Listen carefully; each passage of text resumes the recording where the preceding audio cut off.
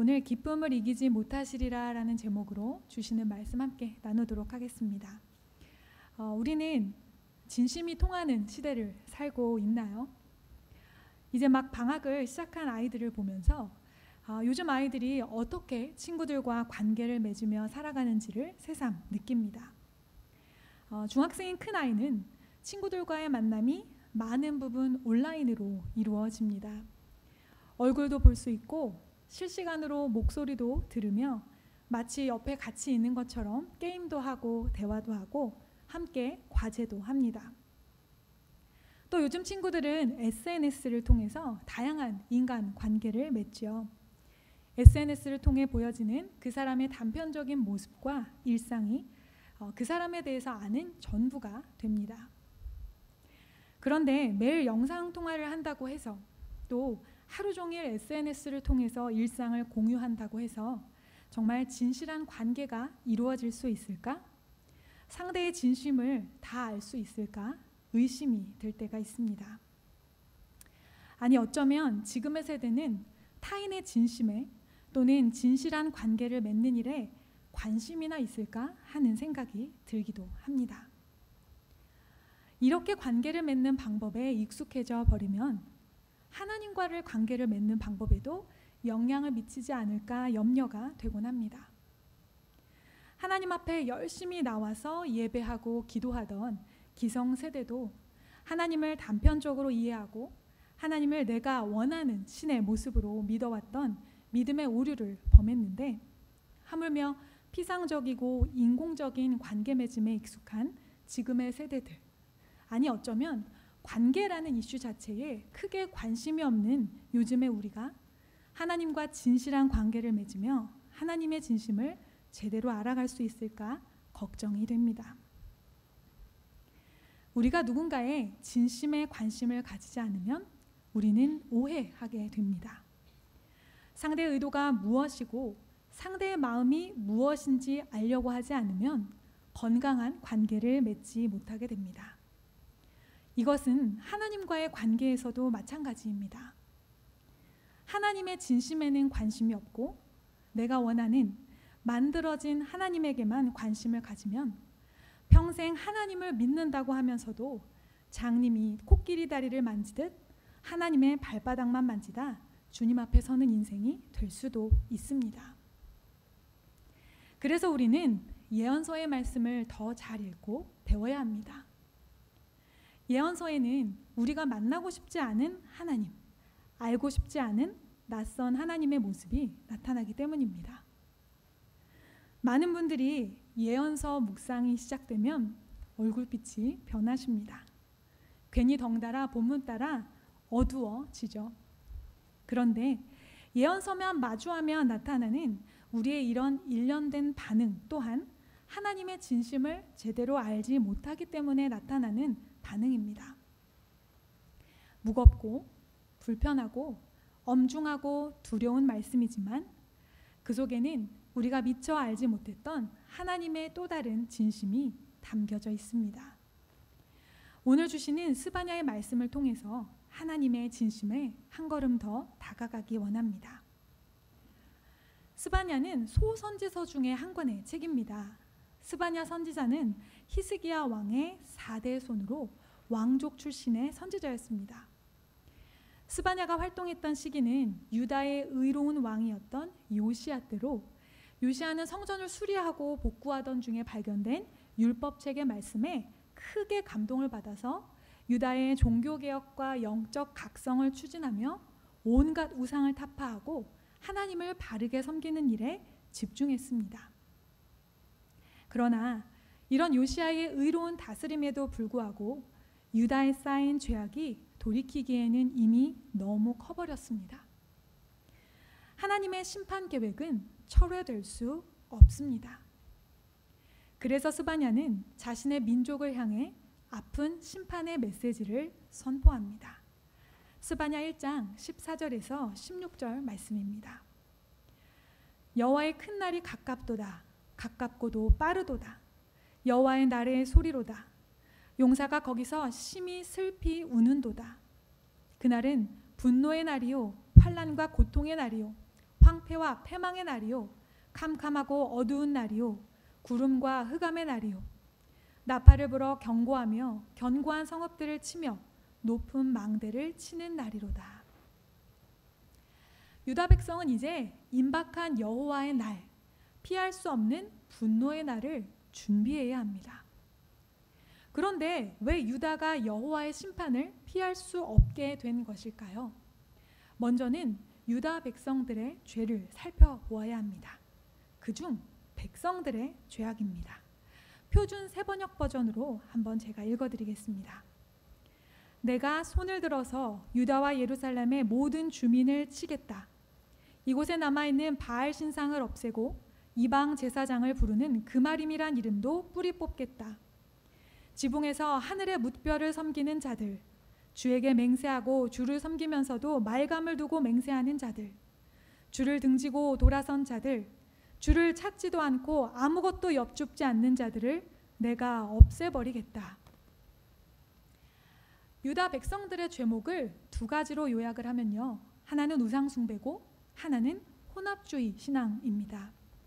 그들은 여호와가 아닌 바알과 말감과 같은 이방 우상들을 섬겼습니다.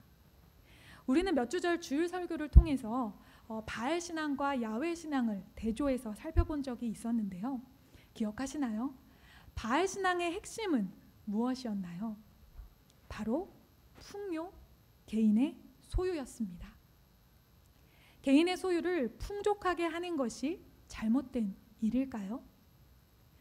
우리가 살고 있는 물질 세계는 유한합니다. 모든 재화는 한정이 되어 있습니다. 저마다의 개인이 자신의 풍요만을 추구하면 결국은 어떻게 될까요? 누군가에게 마땅히 돌아가야 할 재화가 몇몇의 개인이나 특정 집단에게만 돌아가게 되겠지요. 부익부 빈익빈이 심해지고 양극화와 계급이 생겨나게 됩니다. 우상을 숭배하면 안 되는 이유가 바로 여기에 있습니다. 자신의 풍요와 만족만을 추구하는 것은 결국 누군가의 것을 빼앗는 것이고 이웃을 가난하게 만드는 것이며 사회적 불균형과 약자의 고통을 만드는 일에 동참하는 것입니다. 또한 우상 숭배는 반드시 타락한 종교 의식을 수반합니다. 바알 제사에는 신전 여사제와의 음란한 의식, 몸을 자해하는 행위, 인신 제사 등이 드려졌습니다. 인간을 성적으로 더욱 타락하게 하고 거룩한 성전인 몸을 상하게 하며 하나님의 거룩한 생명을 경시하는 문화가 유다를 물들이고 있었습니다. 개인의 탐욕을 추구하는 우상이 우리 안에 가득하면 우리는 거룩과 멀어지게 됩니다. 부당한 방법으로 이익을 취하는 것이 당연해지고 필요 이상의 욕심이 우리의 몸과 마음을 상하게 하며 계속되는 불평등과 불균형은 누군가의 삶과 생명을 위협하게 됩니다. 그래서 우상 숭배는 하나님 앞에 나쁜 죄악입니다. 유다 백성의 두 번째 죄목은 혼합주의 신앙입니다. 주를 섬기면서도 말감을 두고 맹세하는 신앙입니다. 우상을 숭배하는 것처럼 보이지는 않습니다. 겉으로는 여호와를 섬깁니다. 그러나 속으로는 바알과 말감이 약속하는 이 땅의 풍요를 바랍니다. 하나님의 이름을 부르지만 빌고 바라는 내용은 우상 숭배와 다르지 않습니다. 기복을 바라고 내가 겪는 고난과 어려움이 해결되기만을 바라는 신앙이 바로 혼합주의 신앙입니다. 많은 사람들이 여전히 그런 목적을 가지고 종교 생활을 합니다.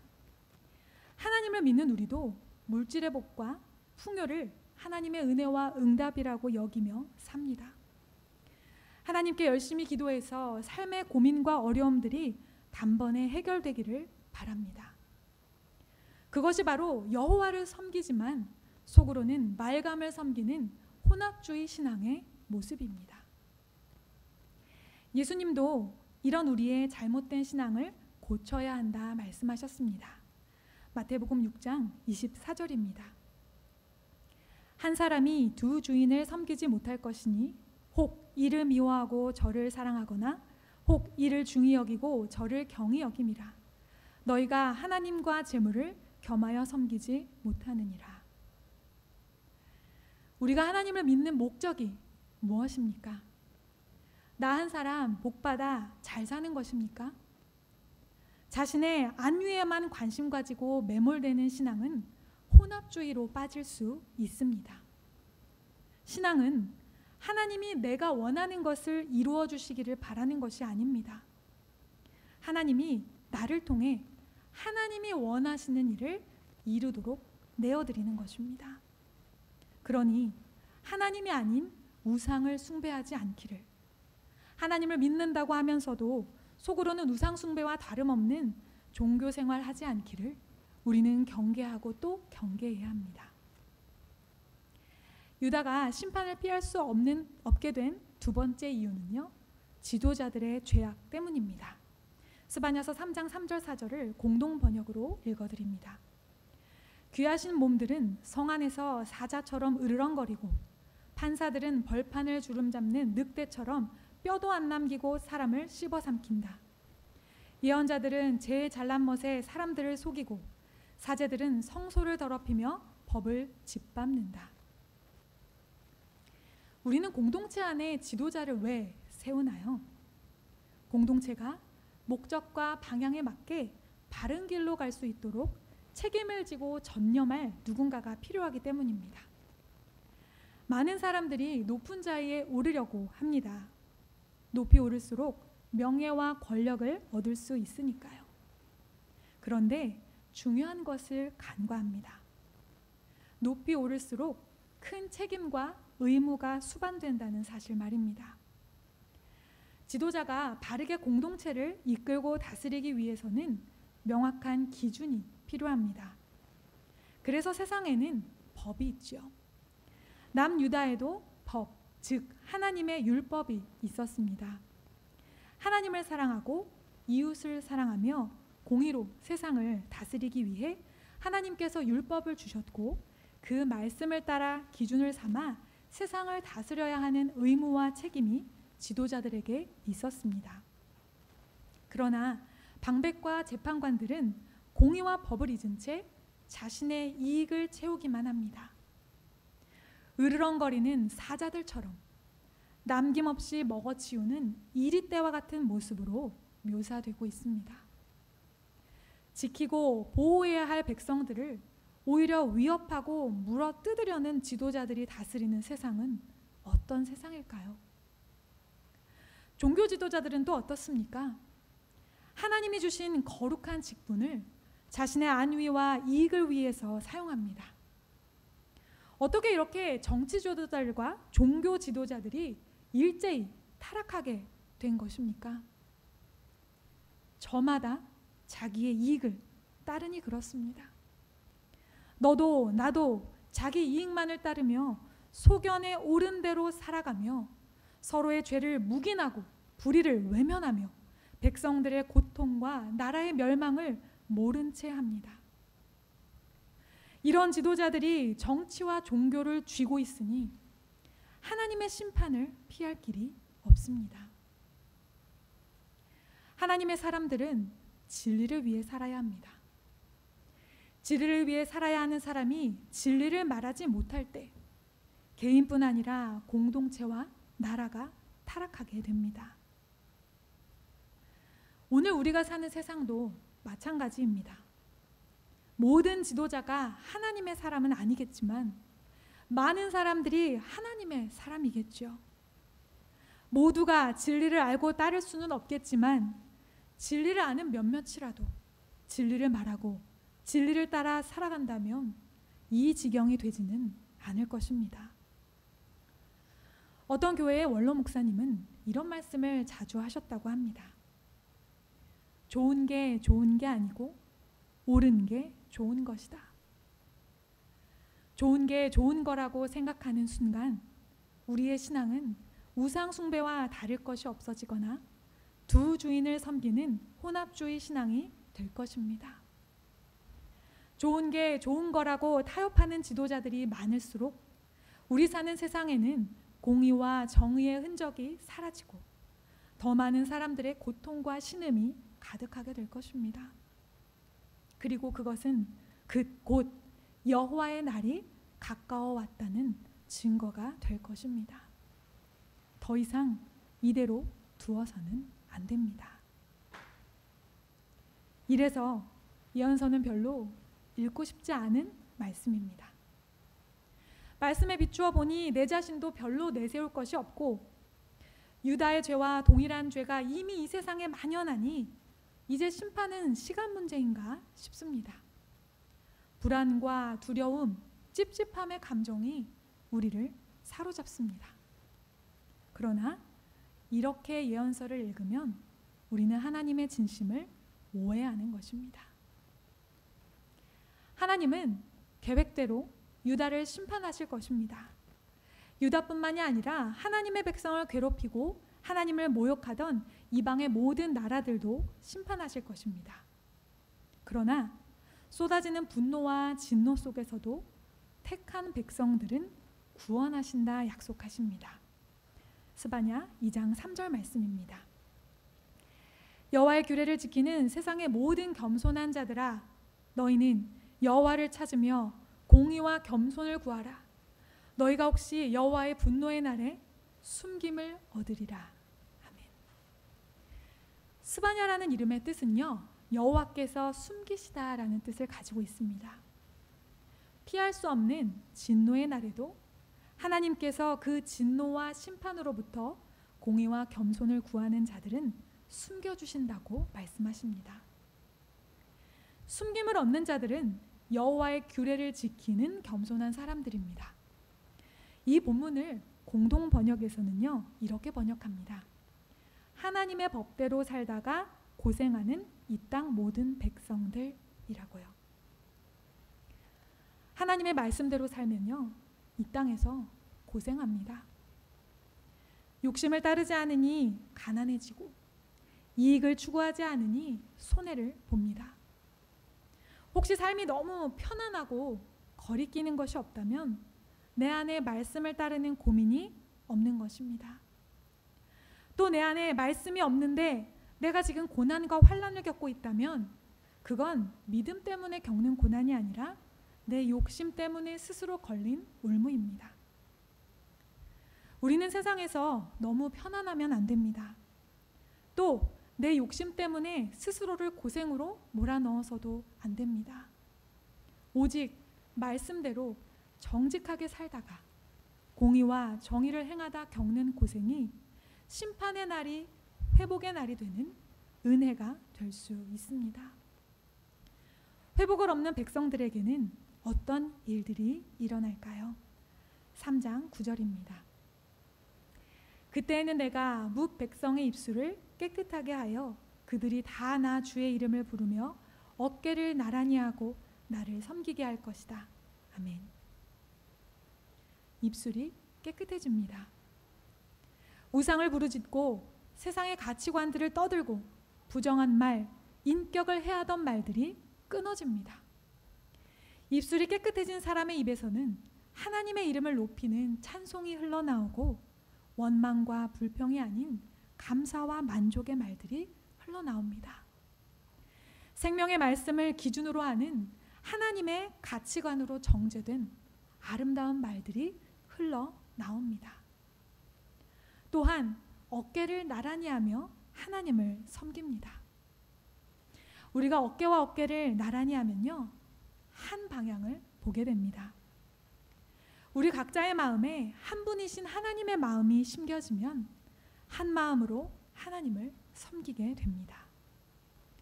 아직 내 안에 하나님의 마음이 아닌 나의 욕심이, 하나님 나라의 비전이 아닌 나의 계획과 나의 목적이, 긍휼이 아닌 이기심이 있다면 우리는 결국 공동체 안에서 어깨를 나란히 할 수 없습니다. 깨끗해진 입술로 한 언어를 말하며 한 마음으로 하나님을 섬기게 되는 그런 공동체가 되기를 원합니다. 하나님의 회복을 믿는 사람은 이제 이 엄중한 심판의 말씀 속에서도 기뻐할 수 있습니다.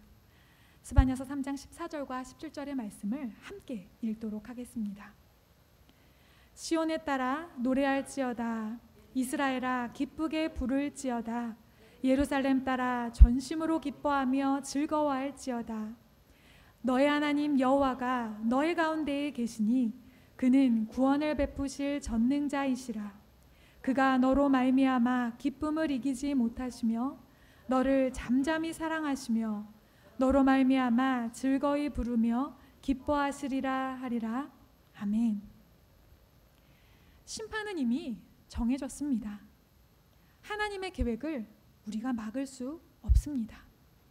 그러나 물고기 한 마리까지 진멸하기로 계획하신 심판의 큰 날에 숨김을 얻는 남은 자들이 있고 하나님께서 여전히 그들 가운데 함께 계십니다. 모든 이들에게 심판이 임할 때 나는 구원받았으니 기뻐해야 하는 걸까? 회복의 메시지에 감사하면서도 마음 한켠이 편하지만은 않습니다. 그래서 하나님의 마지막 배려, 심판의 유보가 있습니다. 심판하신다는 선포가 있은 후 곧바로 맹렬한 심판의 불길이 사로잡지 않습니다. 진멸할 것이다, 진멸할 것이다 안타까이 외치시며 그 일이 진짜로 일어나기 전에 한 명이라도 더 돌아오라 외치시는 하나님의 인내와 기다림을 발견하게 됩니다. 그렇게 하나님의 구원을 누리도록 근심하는 자들, 괴롭힘 당하는 자들, 저는 자들, 쫓겨난 자들, 수욕받는 자들을 마지막까지 모으셔서 칭찬과 명성을 주신다고 약속하십니다. 말씀대로 살다가 고생하며 당한 모든 수욕과 고난을 회복시켜 주시고 우리를 영광 가운데 높여주신다 말씀하십니다. 나와 너의 몇몇의 기쁨이 아닌 더 많은 이들의 기쁨의 찬송이 될 수 있도록 우리가 해야 할 일은 모으는 것입니다. 매일 스치는 사람들이 많습니다. 어느 누구도 우연히 만나게 하지 않으셨습니다. 근심과 염려 속에서 세상 가치관에 치이고 눌려 저는 삶을 사는 영혼들을 우리에게 만나게 하시고 그들이 함께 하나님의 기쁨이 되도록 우리를 통해 부르시고 계십니다. 하나님의 크고 놀라우신 구원과 회복의 계획을 나 한 사람을 위한 것으로 축소하지 말아야 합니다. 하나님은 온 세상의 주인이시며 모든 것의 창조주이시기에 그분의 구원과 회복의 계획에 들어가지 못할 자가 없습니다.